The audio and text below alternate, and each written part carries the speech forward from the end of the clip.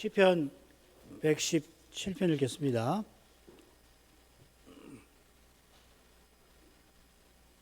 너희 모든 나라들아 여호와를 찬양하며 너희 모든 백성들아 저를 칭송할지어다. 우리에게 향하신 여호와의 인자하심이 크고 진실하심이 영원함이로다. 할렐루야. 오늘 살필 117편은 전체 시편에서 가장 짧은 시편 두 절로 되어 있죠. 이거 성경에서 가장 짧은 장입니다. 반면에 한 장 건너 119편은 시편집에서 가장 긴 시편이고 176편이죠. 6절이죠. 성경에서 가장 긴 장입니다. 119편은 모두 176절이고 시편 177편은 단 2절입니다. 이 2절은 모두 17개 낱말, 한국 성경은 18낱말로 이루어져 있습니다. 단 2절이 이 적은 낱말들로서 노래하는 내용은 그러나 실로 호방합니다. 시인은 모든 나라 모든 백성이 여호와를 함께 찬송하는 웅장한 광경을 보며 노래합니다. 이 광경은 저 영원한 순간과 붙어 있습니다. 시인은 장구한 구원 역사의 완성을 노래합니다. 구원 역사의 장대함은 여호와의 위대하심을 가리키는 것입니다. 그분의 인자하심은 크고 그분의 진실하심은 영원합니다. 이런 시를 쓰는 시인이라면 필시 가장 긴 시편 119편도 능히 쓸 것입니다. 길기만 한 게 아니죠. 176편을 우리가 곧 살필 수 있을지 모르겠는데 길기도 하지만은 그 내용이 얼마나 정교한지 모르는데 117편의 시인이라면 119편도 능히 쓸 것 같습니다. 그 능력과 지혜의 비결이 그리스도의 영이신 성신께 있습니다. 선자 속에 계신 그리스도의 영으로서 성신께서 이 시를 쓰게 하신 것입니다. 이러한 점에 비춰서 짧은 시의 줄거리를 살펴야겠습니다. 1절 할렐루야 모든 나라들 백성들아 찬송하라. 2절 편하게 상반절이라고 하죠. 찬송할 이유와 내용과 그 이유가 있습니다. 여호와의 그 큰 인자하심과 영원한 진실하심 그리고 마지막 할렐루야가 1절과 짝을 이룹니다. 이 시는 할렐루야로 시작하고 끝나는 겁니다. 113편하고 이 점에서 짝을 이룹니다. 113편 다음 114편 그리고 117편 다음 118편에는 앞뒤로 할렐루야가 나오질 않습니다. 밑에 표 기억하시죠? 이 문학적인 공통점이 있는데 나란히 시편 113편과 117편은 공통의 주제를 또한 다룹니다. 사실 할렐루야 이건 그저 문학적 표현일 수가 없고 이 시의 핵심 내용이라고 할 수 있습니다. 여호와께서 모든 나라 위에 높으신데 113편 4절에 나옵니다. 모든 나라가 여호와를 찬송하는 것입니다. 할렐루야. 아울러 이 시에 여호와의 성호가 3번 나오고 각 부분에 나옵니다. 끝으로 이 시가 제5권에 나오는 것처럼 이스라엘이 포로에서 돌아왔지만 여전히 식민지 백성으로 살아가던 그 시대에 이 시는 하나님의 말씀으로서 실로 절실하고 적실합니다. 그런 시대의 시인은 믿음으로 시인과 함께하는 신자는 시인과 함께 자기 시대를 이기고 영원한 순간을 이런 시를 부르면서 바라보았을 것입니다. 그저 모든 나라를 정복한 제국에 굴종하지도 않고 그 제국에 무모하게 힘으로 대항하지도 않고 모든 나라가 언약 백성이 되어서 여호와를 함께 찬송하는 저 복된 순간을 바라보며 모든 나라 위에 높으신 여호와를 찬송하며 그 시대를 이기며 나아갔을 것 같습니다. 이런 찬송을 드리는 예배를 통해서 하나님께서 메시아 보내실 약속을 이루어 가셨던 것입니다. 1절로 갑니다. 너희 모든 나라들아 여호와를 찬양하며 너희 모든 백성들아 저를 칭송할지어다. 이 시는 찬양하라 여호와를 이렇게 시작됩니다. 찬양하라 하고 새긴 낱말이 할렐루입니다. 그리고 여호와를 이걸 줄이면 야가 됩니다. 그래서 합하면 할렐루야가 되죠. 할렐루야를 풀어 쓴 건데 짧은 시를 쓰려고 해서 시에 처음에 간단히 할렐루야 하지 않고 그걸 풀어 가지고서 이어 나오는 모든 백성들아 저를 칭송할지어다 그것과 문학적 대꾸를 이루어 내는 것 같습니다. 모든 나라들 이 히브리 말 콜 고임 콜 핫고임이라고 하는데 예상과 달리 시편에 많이 나오지는 않고 모두 10번 나옵니다. 이 통계를 보면 재미있는데 다음에 말씀드리죠. 많이 나올 것이라는 생각이 영 근거가 없지는 않습니다. 왜냐하면 이 고임이라고 하는 이 나라들이 61회나 나오기 까닭입니다. 모든 나라가 10번 나오는데 그중에 이집트의 할렐에 3번이나 나옵니다. 이 무시할 빈도가 아니지요. 10번 중에 4번은 모든 나라가 여호와와 이스라엘을 대적하는 원수로 나오고요. 6번은 반대로 여호와의 도를 듣고 여호와를 찬송하는 언약 백성으로 등장합니다. 지금은 바로 그것이죠. 모든 나라가 여호와의 도를 듣고 여호와를 찬송하는 일은 우리가 이미 알고 있는 대로 여호와께서 여호와의 종으로 세상에 오신 일과 딱 붙어 있습니다. 여호와께서 아브라함을 갈대 우르에서 불러내실 때에 천하 만민이 아브라함을 인하여 또 그가 이삭을 번제로 드릴 때에 그의 실을 인하여 천하 만민이 복을 구원을 얻을 것이라 약속하셨습니다. 이 약속은 아브라함을 불러내신 그 시대의 현실에 비춰 실로 놀라운 약속입니다. 이만큼 놀라운 약속이 있다면 그게 바로 낙원에서 심판하시는 자리에서 하와를 통하여 여인의 후손이 뱀의 머리를 상하게 하실 거라 하는 그 예언 정도일 것입니다. 하와가 뱀의 유혹에 넘어가 선악과를 먹고 아담도 함께 먹고서 아담이 하나님의 언약을 허물어 버렸습니다만은 그러니까 하나님께서는 당연히 이 여자와 뱀의 그릇된 친구 관계를 벌하셨는데 그 벌하시는 심판을 통하여서 타락한 인생이 구원을 얻을 길을 약속하셨던 것입니다. 비슷하게 대홍수에서 건진받은 노아의 세 아들에게서 태어난 사람들이 신할 평지에 모여서 니므롯의 영도 아래서 높은 대와 성을 쌓고서는 감히 사람의 이름을 내고 흩어짐을 면하자 했다가 여호와께서 온 인류를 심판하셔서 세상에 흩어지게 하셨습니다. 그 결과로 세상에 70개의 나라들이 생기죠. 이 나라들 열방인데 시편 2편에 나온 대로 이 세상 열방은 여호와와 그의 기름 부음 받은 메시아를 대적하고 그분들의 결박을 끊어버리자며 대적했습니다. 죄의 어둠이 온 세상에 모든 나라에 가득하였습니다. 마귀의 미혹 아래 있던 만국에서 아브라함을 불러내시면서 마침내 모든 나라에서 하나님을 찬송하는 사람들을 일으키리라고 하나님께서 친히 예언하셨던 것입니다. 만국이 마귀의 미혹 아래 있던 역사가 마침내 여인의 후손을 통하여 끝날 거라고 이스라엘의 선자들은 예언합니다.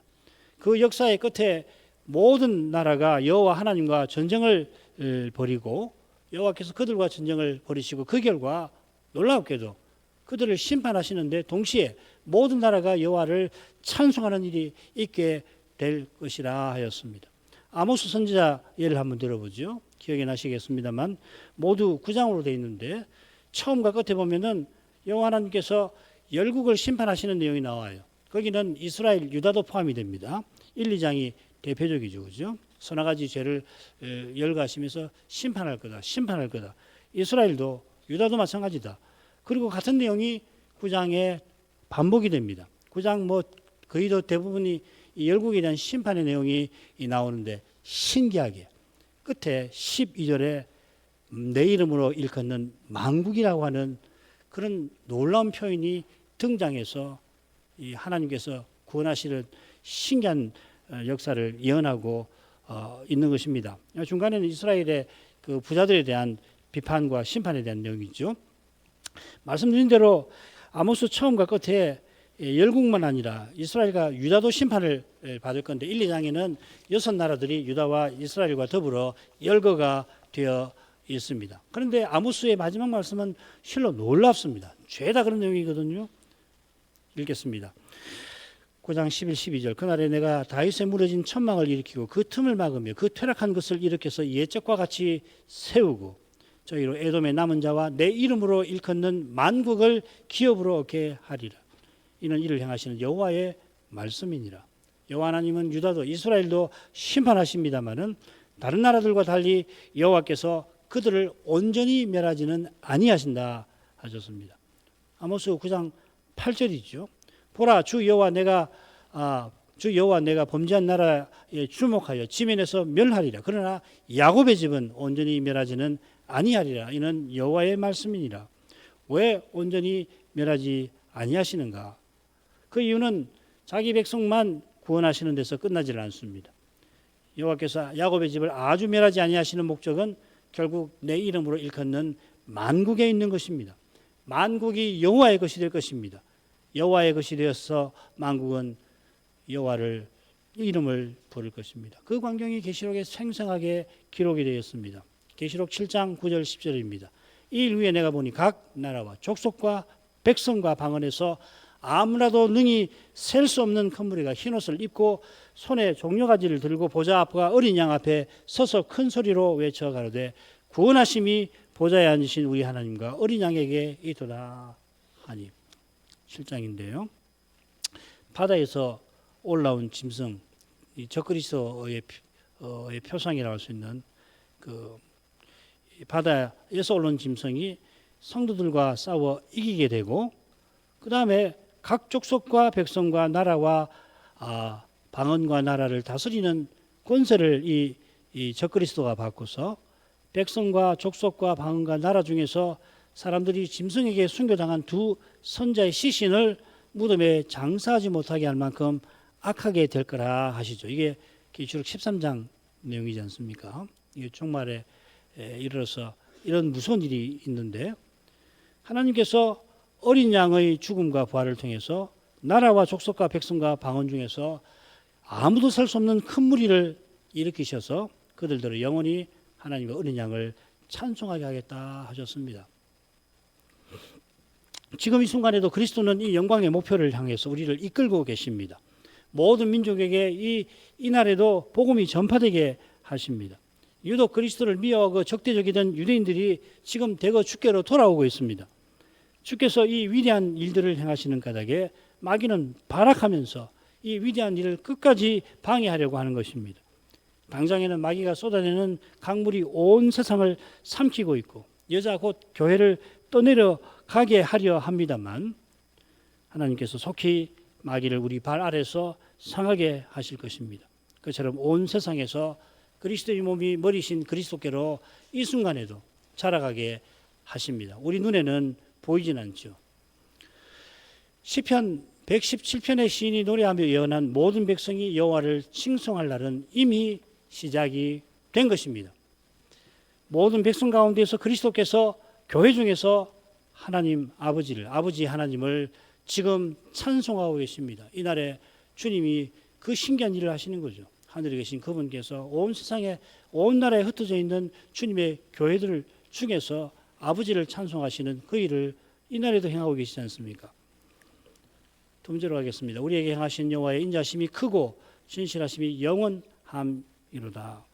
시인은 모든 나라를 향하여 너희라 불렀는데 이제 우리라 하면서 모든 나라가 여호와를 찬송하는 그 이유를 대고 있습니다. 2절은 처음에 왜냐하면 이는 이러이러함이로다. 그래서 보면 영원하도다 하는 게 하리로다 하는 게 아니라 영원함이로다 이렇게 되어 있죠. 그죠?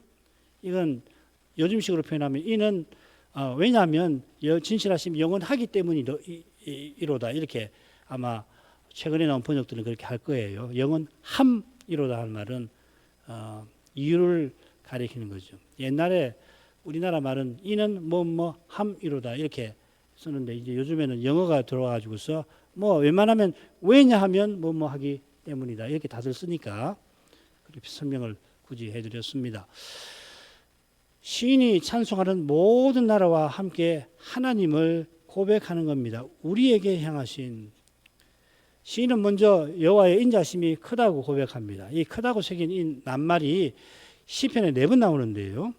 구약 성경에서는 보통 시편만 아니고 다른 데서도 나오는데 보통 강하다, 이긴다 하는 뜻입니다. 이 가바르, 용서라는 말도 여기서 나옵니다. 기보르라는 말. 여호와의 인자심이 얼마나 강한가. 이 동사가 쓰인 시편의 한 구절을 보십시다. 죄악이 나를 이겨 싸우니, 이게 크다는 그 말입니다. 우리의 죄가를 주께서 사하시리이다. 죄악이 시인을 이겼는데 여호와께서 그 죄가를 사실 만큼 인자하신 것입니다. 여기 우리가 놓치지 않아야 할 중요한 사실 하나가 있겠습니다. 죄악이 나를, 시인을 이겼는데 그 결과 죄가가 우리의 죄가라고 시인이 말합니다.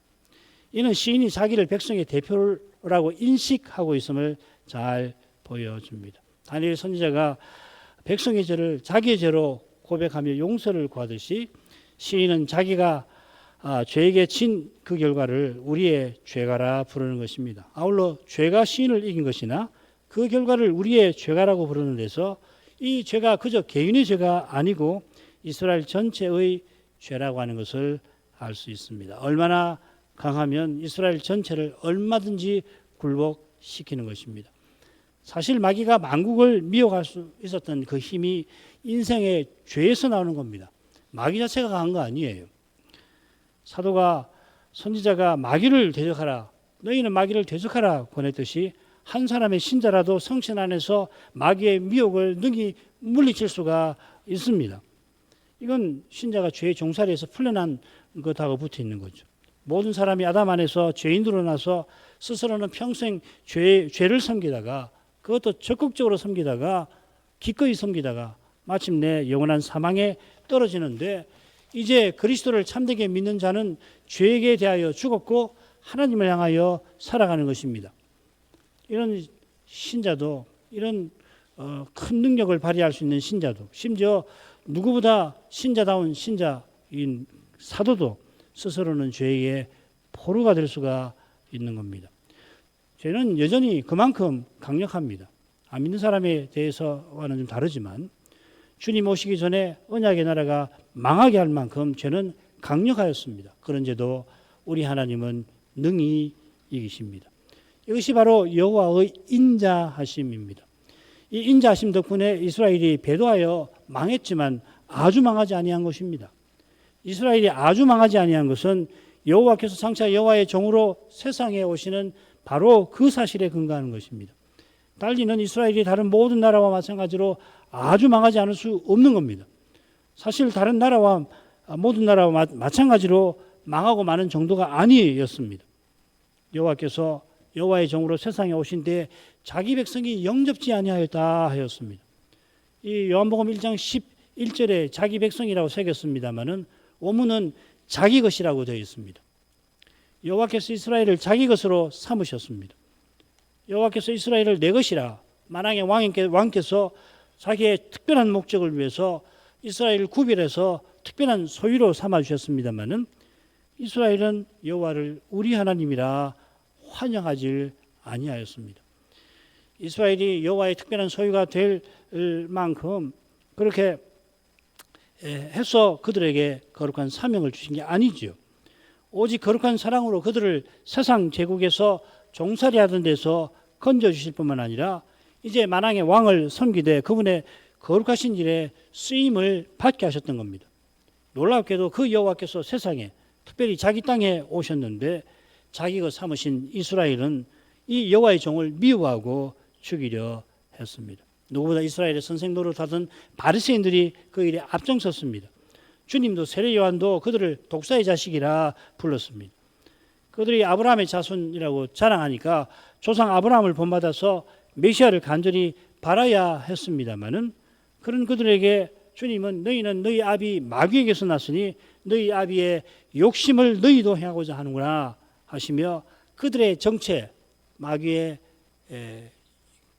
자손, 사단의 자손으로서의 정체와 그리고 사단의 욕심을 따라 행하려고 하는 그들의 속내를 밝히 드러내신 것입니다. 마귀의 욕심은 메시아를 죽이고 메시아의 백성을 망하게 하는 것입니다. 그게 요한계시록 12장 주제죠. 전반부에서는 메시아를 죽이려고 했고 실패하니까 하늘에서 쫓겨난 다음에 지상에 떨어진 다음에 마귀가 하는 일은 뭡니까? 여자를 죽이려고, 그래서 강물을 토해내지 않았습니까? 이들이 언약 백성의 선생이지만 실은 악한 자의 아들들로서 메시아를 죽이고 그분의 사도들을 핍박하였습니다. 항상 자기 죄를 항상 체험해 노하심이 끝까지 저에게 임하였도다. 사도가 밝힌 것처럼 예루살렘은 멸망을 피하지 못하게 된 겁니다. 누가복음 여행기가 이 주제를 다룬다고 말씀드렸죠. 그런데도 여호와께서 이스라엘을 아주 망하게는 아니하셨습니다. 특별히 그토록 대적하던 유대인이 장차 대거 주님께로 돌아오게 하시는 것입니다. 이런 데서 여호와의 인자심이 얼마나 크신지 얼마나 강력하신지 잘 드러납니다. 아무도 무엇도 죄를 이기지 못합니다만 여호와께서는 능히 모든 죄가를 사하실 뿐 아니라 우리 하나님은 모든 사람을 종 삼는 죄의 권세도 물리치십니다. 여호와의 종께서 길 잃은 양들을 위하여 도살장에 끌려가는 양이 되어주신 것입니다. 이는 여호와의 종께서 자기 영혼을 속건 제물로 드리신 것을 또한 가리킵니다. 예수님이 십자가에서 속죄제도 물론 드리셨습니다. 히브리서는 속죄제로서의 십자가를 주로 교훈하는데 그러나 속죄제만 아니라 번제도 드리셨고 아울러 주님의 십자가는 속건제의 성격을 지니는 것입니다. 이것은 주님이 십자가에서 헤렘 심판, 하나님에게서 지옥 형벌을 받으셨다 하는 뜻입니다. 우리가 받아야 할 진노와 저주를 주님이 대신 받아주셨습니다. 하나님께서 지극히 의로우셔서 이처럼 언약을 철저히 이루신 것입니다. 그 결과가 얼마나 놀라운지 계시록과 히브리서에서 증거하는데 계시록을 한번 보겠습니다. 큰 용이 내어 쫓기니 예뱀 곧 마귀라고도 하고 사단이라고도 하는 온 천하를 꾀하는 자라 땅으로 내어 쫓기니 그의 사자들도 저와 함께 내어 쫓기니라. 내가 또 들으니 하늘에 큰 음성이 있어 가로되 이제 우리 하나님의 구원과 능력과 나라와 또 그의 그리스도의 권세가 이루었으니 우리 형제들을 참수하던 자 곧 우리 하나님 앞에서 밤낮 참수하던 자가 쫓겨났고 예수님의 성천으로 말미암아 하늘에서 쫓겨난 마귀를 뭐라고 지금 설명하냐면 온 천하를 꿰는 자라 미혹하던 자 이 말이죠. 그 다음 우리 형제들을 하나님 앞에서 밤낮 참수하는 자 이 두 가지가 함께 붙어 있는 겁니다. 온 만국을 미혹하고 꿰는데 이스라엘만은 안 된단 말이죠. 다 안 되잖아요. 그러니까 참소를 하는 거란 말이에요. 왜 하나님께서 이스라엘은 미혹하게 하시지 않나? 근본적으로 다를 게 없는데 자기가 볼 때는 이 멸해야 할 이유가 많은데 하나님께서 그렇게 안 하신단 말이에요. 그러니까 시도 때도 없이 하늘 성전에 나가서 이 밤낮으로 이 참소를 하는 것이거든요. 하나님께서 여호와 하나님께서 예수님 보내시기까지 얼마나 인내하셨나, 인생의 저로 말미암아 얼마나 수모를 멸시를 겪으셨나 짐작하고 남음 있죠. 첫째로 주님께서 승천하셔서 마귀가 하나님 앞에서 이제는 더 이상 참수하지 못하게 되었습니다. 욥기 처음을 보면은 마귀가 하나님의 그 하늘 어전에 나가서 욥을 참수하는 장면이 1장에도 2장에도 나오죠. 욥을 참수했다면 누구라도 참수했을 것입니다. 지극히 거룩하신 하나님 앞에 가장 가정한 이 피조물 사탄이 서 있는 것입니다. 하나님이 성소로 삼으신 가나안에서 가정한 죄를 두고 보시지 않고 헤렘 심판을 내리시는데 하늘 성소에 마귀가 들락날락하는 밤낮으로 참수하는 이 일을 길이길이 참으신 것입니다. 그 이유는 언약 백성의 죄에 있습니다. 그런데 우리 주님이 자기 피를 들고 승천하셔서 하늘 성소를 영원히 정결케 하신 까닭에 마귀가 거기서 영원히 쫓겨났습니다. 다시는 하늘에 올라가서 참수할 수가 없는 것입니다. 아울러 주님께서 아버지 우편에서 천하만국을 앞서 나가신 영원한 성소로 이끌고 계시는 것입니다. 이런 일에 관해서 시인이 얼마나 알고 있었는지 우리는 세례 요한을 통해서 어느 정도 짐작합니다. 선자보다 나은 자라고 하던 그 세례 요한이 예수님이 행하시는 일을 보시고는 오실 거기가 당신이십니까? 우리가 다른 일을 기다려야 합니까? 이렇게 여쭐 만큼 주님께서 십자가 지시기 전에 행하신 일들도 놀라웠습니다. 오늘 우리가 누가복음에서 살핀 일들 우리는 익숙해졌지만 세상에 그런 일이 어디 있나요? 그런 나라가 어디 있나요? 주님의 비유에나 주님께서 행하신 표적을 보십시오. 그런 일 들어보신 일 있습니까? 역사책에서 귀신에게 그렇게 들려가지고 18년이나 몸을 펴지 못하는 여인을 건져주시는 그런 일 들어보신 적이 있으십니까? 성경에서 하도 많이 나오니까 이제 익어가지고 뭐 그런가 보다. 결코 그럴 수가 없어요. 그런데 더 놀라운 점이 뭡니까? 병자를 18년 동안 그 병에서 건져주신 것도 놀라운 일이지만 죄를 사하여 주셨잖아요. 영원한 나라에 살게 하시지 않습니까? 이 막대한 죄를, 이 무거운 죄를, 그 무거운 죄의 짐을 주님께서 대신 져주셔서 우리가 자유롭게 하셨지 않습니까? 더구나 그리스도를 믿는 자는 성신 안에서 이제 죄의 권세와 맞서서 살아갈 수 있도록, 심지어 이 배도의 세대라고 하는 이 시대에 이 어마어마한 그 물결에 맞설 마음을 주께서 불러일으키시지 않습니까? 이게 얼마나 놀라운 일입니까? 인생이 얼마나 더 위대해질 수가 있는 것입니까? 어떤 일을 하여야 이만큼 위대한 일을 알고 행할 수가 있습니까? 과연 요한 사도의 교훈이 참되고 진실됩니다. 말씀이 육신이 되어 우리 가운데 거하시며 우리가 그 영광을 보며 아버지의 독생자의 영광이요 은혜와 진리가 충만하더라. 하나님의 독생자의 영광이 말씀이 육신이 되신 그리스도에게서 비추었다. 이렇게 고백합니다. 그 영광은 무엇보다 은혜와 진리가 충만한 독생자의 영광입니다. 그러니까 은혜와 진리가 충만하다는 것을 영광에 붙이는 게 아니라 독생자에게 붙여서 있는 것이 좀 더 정확합니다. 뭐 이렇게 읽어도 큰 차이 나지 않습니다만은 은혜와 진리가, 인애와 진실이 충만한 독생자의 영광은 누구보다 메시아를 영접해야 하는 이들이 오히려 영접하지 아니하는 그 세상에서 얼마나 놀랍습니까? 가장 메시아를 환영해야 할 그런 사람들이 오히려 메시아를 영접하지 않으면은 도대체 누가 이 메시아를 영접할 수가 있단 말입니까? 가장 예수님을 믿어야 할 사람들이 오히려 죽이고 대적하려고 하는 이런 세상에서 이게 죄의 현실 아니에요? 그런데 그런 세상에서 예수님께서 영접하는 자를 불러일으키시는 거 아니에요? 요한복음 1장 12절 바로 그것이거든요. 13절까지도 마찬가지고. 그게 나았다 그러시잖아요. 영접하는 자 곧 그 이름을 믿는 자에게는 하나님의 자녀가 되는 권세를 주셨으니 이는 육정으로 안 되고 아버지께로 난 자라고 그러잖아요. 이건 만들어내시는 거예요. 하나님께서 요한은 나오셨다고 표현하는 거라고. 그리고 그들에게 자녀의 명분을 주는 것입니다. 자, 이 교훈이 요한복음 3장에서 니고데모에게 베푸신 중생의 도리와 붙어 있죠. 그래서 주님은 중생의 도리를 니고데모에게 일러주시고 이를 위해서 뭐라고 하시냐면 모세가 광야에서 뱀을 든 것 같이 인자도 들려야 한다 하셨습니다. 인자가 들리신다는 말은 십자가와 부활과 승천까지도 포함하는 겁니다. 주님께서 부활하신 날에 막달라 마리아에게 내가 내 아버지 곧 너희 아버지께 올라간다 하셨습니다. 하나님께서 그리스도의 아버지이시며 또한 우리의 아버지가 되어 주시는 것입니다. 이를 위하여서 아버지께서 우리 모두를 위하여서 자기 아들을 아끼지 않고 내어 주셨다. 바울 사도는 그렇게 교훈합니다. 우리를 하나님의 아들들로 삼으시기 위해서 하나님이 자기 아들을 아끼지 아니하셨습니다. 얼마나 사실은 이 표현할 때마다 송구한지 모릅니다. 언어의 한계를 느끼잖아요. 아끼잖아요. 이 도저히 무슨 말인가? 어떻게 이런 말을 쓸 수 있는가? 하나님 자기 아들 아끼지 아니하셨어요. 아무도 하나님께서 우리를 아들로 삼으신 일에 대해서 항의하지 못하게 될 것입니다. 하나님이 우리를 의롭다 하신 그 일에 대해서 어떻게 죄인을 의롭다고 하십니까? 불의하십니다. 아무도 항의하지, 마귀도 항의하지 못하는 것입니다.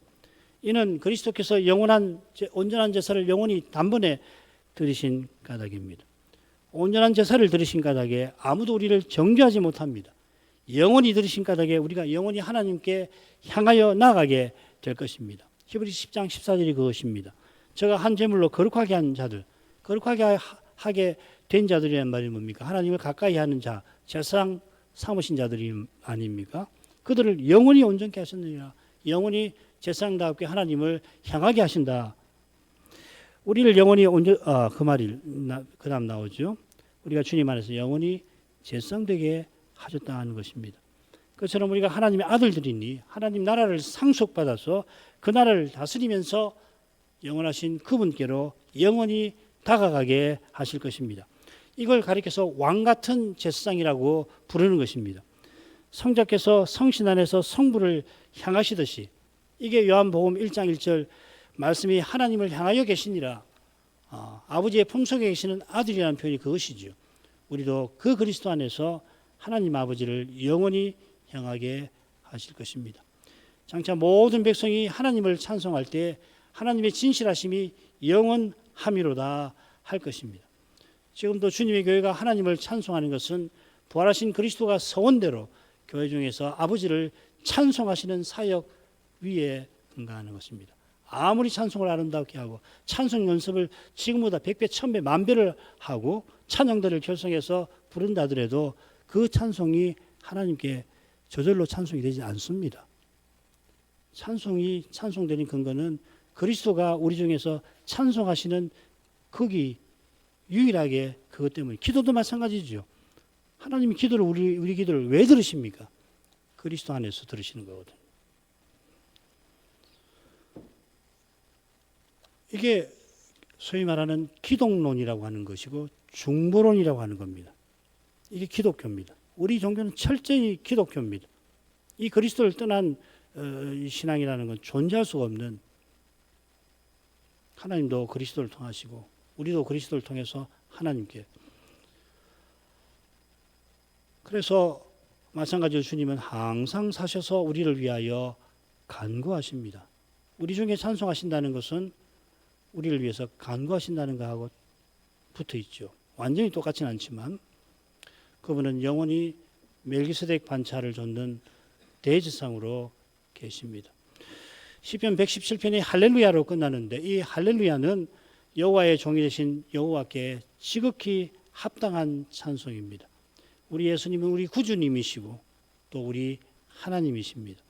하나님께서 십자가 지신 예수님을 일으켜 모든 이름 위에 높이시고 모든 입으로 예수를 주라고 시인하여 하나님께 영광을 돌리게 하셨습니다. 이 주라고 하는 표현, 퀴리오스라고 하는 표현이 구약에서 여호와를 가리키는데, 십자가 지시고 부활하신 그리스도를 통해서 하나님의 인애와 진실의 영광이 충만히 드러난 것입니다. 모든 할렐루야는 바로 이 위대한 사건을 기리는 것이라 할 것입니다.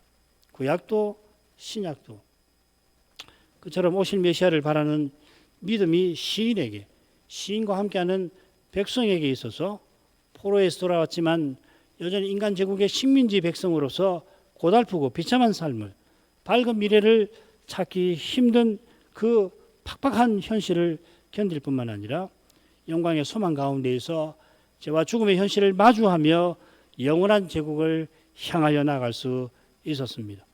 모든 나라들이 할렐루야를 하나님과 어린 양께 돌리는 저 복된 순간을 향하여 이 순간에도 참된 믿음을 가진 교회와 신자들도 그리스도와 함께 고난을 받으며 나아가고 있는 것입니다. 우리도 그 길에 함께 할 것입니다.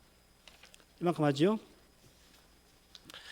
거룩하신 아버지, 시인이 단 2절에 여호와께서 행하시는 그 구원이 얼마나 호방하며 그 은혜가 얼마나 실로 영원한 것을 교훈하였습니다. 장차 모든 나라 모든 민족이 여호와를 찬송하게 하실 것입니다. 그 복된 순간을 향하여 인류 역사가 나아가는 중입니다만 그 과정에서도 부활하신 주님께서 이미 모든 민족 가운데에서 아버지의 이름을 교회 중에서 찬송하고 계십니다. 구약 선자가 멀리서 바라보던 그 위대한 일이 이미 시작되었고 벌써 2000년이나 이루어져 가고 있나이다. 과연 십자가 지시고 부활하신 그리스도, 독생하신 하나님께서는 인애와 진실이 충만하셨고 이제도 그리하십니다. 그 인애가 얼마나 강력한지 우리를 의롭다 하시고 우리로 하나님을 향하게 하시는 데에서 이미 환히 드러납니다. 그처럼 그리스도께서 영원한 대제사장으로서 항상 살아서 이 연약한 우리를 위하여 간구하고 계시니 주님이 다스리시는 나라는 틀림없이 영원히 견고할 것입니다. 그 영원한 영광이 참된 예배에서 늘 비치고 있습니다. 그 영광을 깨닫게 해 주옵소서. 장차 모든 나라, 족속, 방언, 민족 중에서 할렐루야를 찬송하는 저 위대한 찬송에 저희가 다 이르게 하여 주옵소서. 예수님 이름으로 기도합니다. 아멘.